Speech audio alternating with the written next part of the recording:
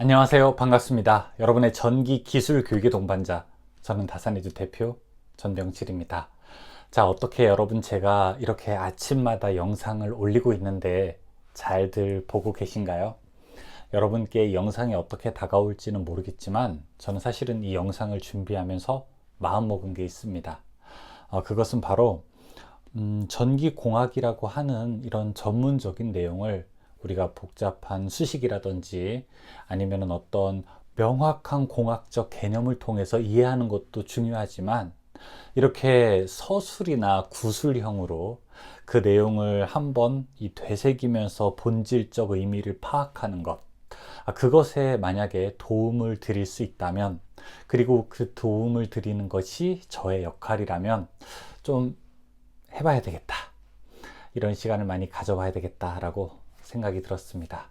어쨌든 전기를 처음 배우시는데 좀 막막하거나 아니면은 이렇게 탄탄한 공학 지식을 쌓는 분들에게도 사실은 이 영상을 추천드리지만, 실무를 계속 하시거나 아니면은 전기 분야에 있으면서도 계속 왜 이런 일들이 일어나지라고 하는 그 근원적 물음을 늘 갖고 계셨던 분들에게 이런 시간이 좋은 시간이 됐으면 좋겠고, 저 역시 계속 공부하는 사람입니다.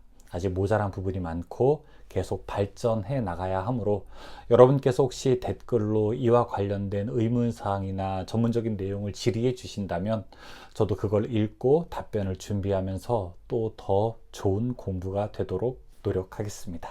항상 여러분과 함께 이 시간을 보내고 있다는 걸 기억해 주시길 바라면서, 오늘의 주제는 바로 왜 하필 구리전선인가, 이런 이야기를 가지고 진행해 보려고 합니다. 우리가 사용하는 전기 에너지를 전송하기 위해서 이 다양한 전도체들이 있게 되죠. 그리고 이 다양한 전도체 중에서 사실은 가장 많이 선택하는 도체가 바로 구리입니다. 그래서 보통 이제 전선의 재료가 무엇이냐 이렇게 묻게 된다면 우리는 구리전선입니다 라고 대답을 해도 별로 사실은 다르지가 않죠. 고유한 재료로 거의 구리전선을 사용하고 있습니다. 일반적으로 전선은 이 가늘고 그 다음에 조금 더 길게, 그리고 좀 잘 구부러지는 금속이나 아니면은 합금 가닥 이런 것들로 만들어지게 되고, 보통 모양은 이렇게 원통형 모양으로 되어 있죠. 어쨌든 신호라든지 전력을 전송하는데 우리가 사용을 하고 있게 됩니다. 그래서 이 전선 같은 경우에는 여러 재료들을 실제로 사용하고 이 후보자에도 다양한 재료들이 많이 올라와 있게 돼요.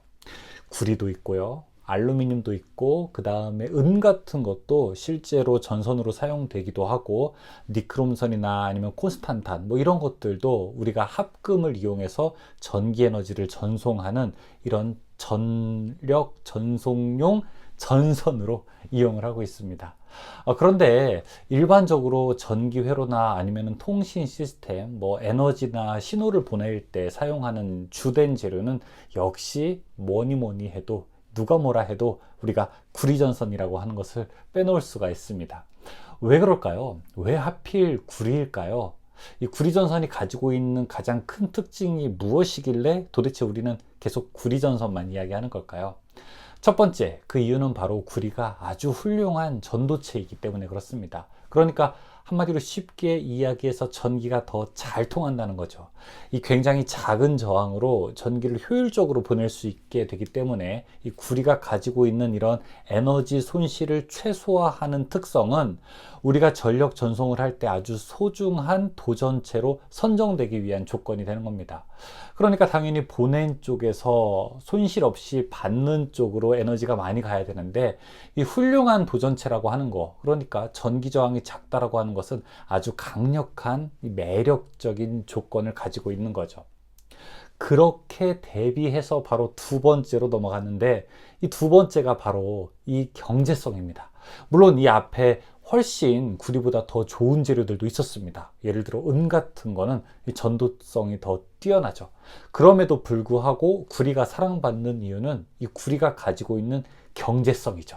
흔히 우리가 이야기하게 되는 가성비, 이런 표현이 맞는 것 같아요. 이 가성비를 따지고 보았을 때 구리가 가지고 있는 경제성이 다른 재료에 비해서 훨씬 더 훌륭하기 때문에 우리는 경제성으로도 구리를 선택할 수가 있습니다.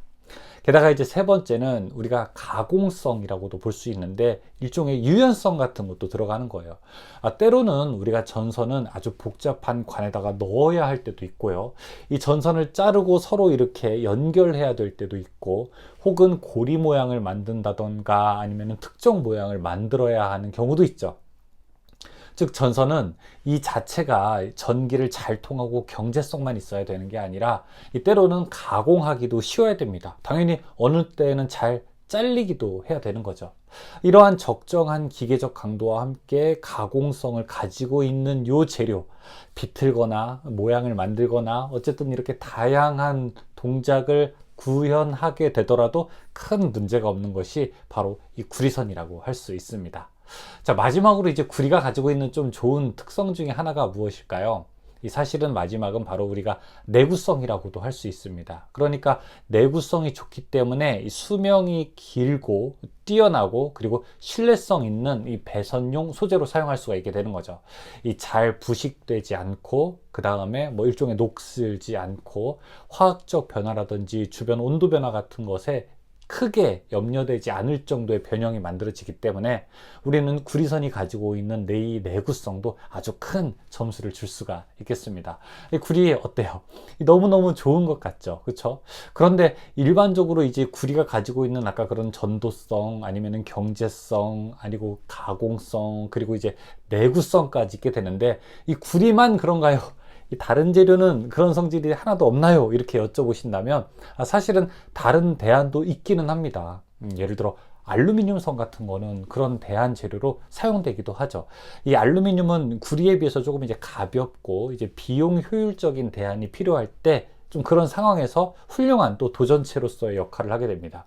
이 저렴한 비용으로 이제 많은 양의 이 대규모 전력을 전송할 때 알루미늄 전선이 사용되는 경우도 그래서 존재하게 되죠. 이 보통 언제 쓰이게 될까요? 저기 우리가 이 주말에 혹시 이렇게 밖에 나가서 철탑을 보시게 되면은 철탑과 철탑을 이으는 요 선들이 이렇게 절연되어 있지 않은 검은색이 아니라 은색으로 되어 있는 전선을 볼 수 있거든요. 그걸 우리가 가공 알루미늄 연선이라고 해서 보통 이제 보게 되면은 죄송합니다. 강심 알루미늄 연선이라고 해서 보통 이제 보게 되면 알루미늄이 이렇게 꼬여 있는 형태로 ACLR 선이라고 우리가 부르게 되는 그 선들이 보일 수 있습니다. 자, 이런 선들은 우리가 재료를 알루미늄으로 사용을 하게 됩니다. 알루미늄이 가지고 있는 이런 특징들 때문에 이 고압 송전선에서는 알루미늄 선이 많이 쓰이게 되죠. 그리고 이제 가볍고 다루기 쉽다는 장점으로 뭐 특히 항공우주나 몇 군데 쓰이기는 하는데, 이 문제는 어쨌든 알루미늄 선은 이 구리에 비해서 전기 저항이 높게 돼요. 전기 저항이 높다는 거는요, 열을 많이 낸다는 뜻이기도 합니다. 열을 많이 내기 때문에 실제로는 우리가 가정이라든지 이렇게 널리 일상적으로 사용하는 데는 조금 한계가 있게 되는 거죠. 자, 그래서 알루미늄은 만약에 좀 사용하고 싶다라고 하게 되면 특수한 경우나 뭐 특수 코팅을 한다든지 아주 특수한 커넥터를 처리한다든지 이런 용도로도 우리가 사용을 할 수가 있게 되는 겁니다. 자, 그렇다면 이제 우리가 궁금한 질문, 이 전기선에서 이 구리선은 언제까지 사랑받을 수 있을까요? 우리는 이 구리전선을 언제까지 쓸 수 있을까요? 뭐 사실 이런 질문을 할 수가 있죠. 저는 아마 그런데 꽤 오랫동안 이 구리선이 전력 전송용 와이어로 사랑받을 거다라고 이 말씀을 드릴 수 있습니다. 이 정확하게 예측하기는 어렵지만 실제로 우리가 전력을 전송하는 구리선 이외의 대안들도 있기는 해요. 이 광섬유 케이블이라든지 아니면은 무선 기술, 무선 전력 전송 기술 같은 것들이 새로운 대안으로 급부상되고는 있지만, 사실 구리가 가지고 있는 이런 뛰어난 전도성이라든지 그 다음에 아까 경제성, 그 다음에 내구성이라든지 뭐 가공성, 이러한 기본적인 갖추고 있어야 할 필요 조건들을 이 다른 대안들이 갖추기가 쉽지가 않습니다. 그래서 이 구리선이 가지고 있는 그런 특징들로 말미암아 저는 상당히 오랫동안 이제 구리선이 더 사랑받을 수 있겠다라고 생각이 되고요. 당연히 우리가 또 다른 기술을 만들거나 아니면은 잠재적으로 그 구리선을 대체할 수 있는 기술들이 계속 개발이 된다고 하면은 또 다른 대안을 우리가 제안할 수도 있을 것 같아요. 예를 들어 무선 전력 전송 기술이 아주 갑자기 진일보한다든지, 아니면은 물리적인 어떤 전력 전송이 구리선 이외의 물질이 대체된다든지 하게 되면은 언제든지 그 왕좌의 자리를 내줄 수는 있지만 제 생각에는 결코 쉽지가 않다.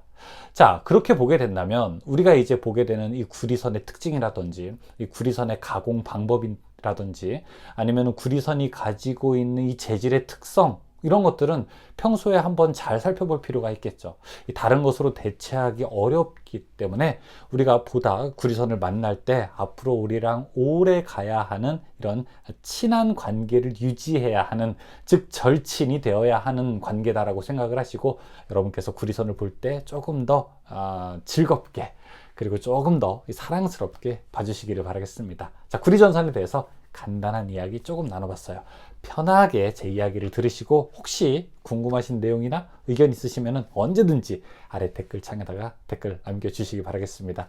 제 영상은 항상 여러분과 이렇게 소통하고 싶고, 그 다음에 차 한잔 하시면서 편하게 듣는 영상입니다. 고맙습니다.